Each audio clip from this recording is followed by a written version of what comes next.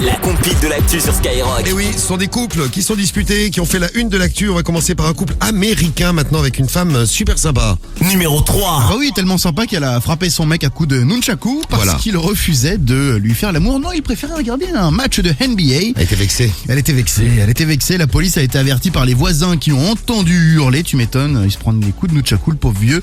Le couple est depuis divorcé.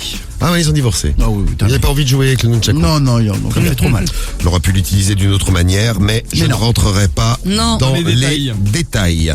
Et on retourne en France après les États-Unis. Numéro 2. On va à Cézanne, c'est une ville du 51, une ville de la Marne, et il y a une voisine qui a appelé les gendarmes car elle entendait de nombreux hurlements chez ses voisins.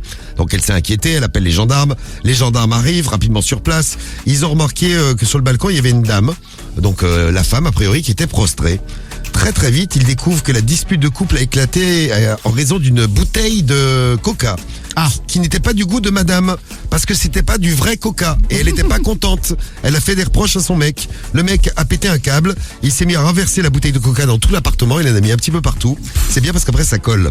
Et donc la dame s'est réfugiée sur le balcon à ce moment-là.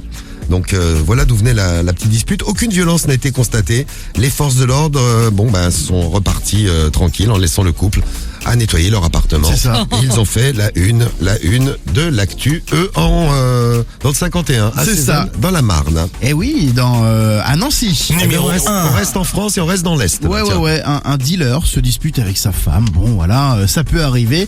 Une dispute un petit peu forte ce coup-ci quand même. Folle de rage. Elle prend une valise, jetant cette valise par la fenêtre.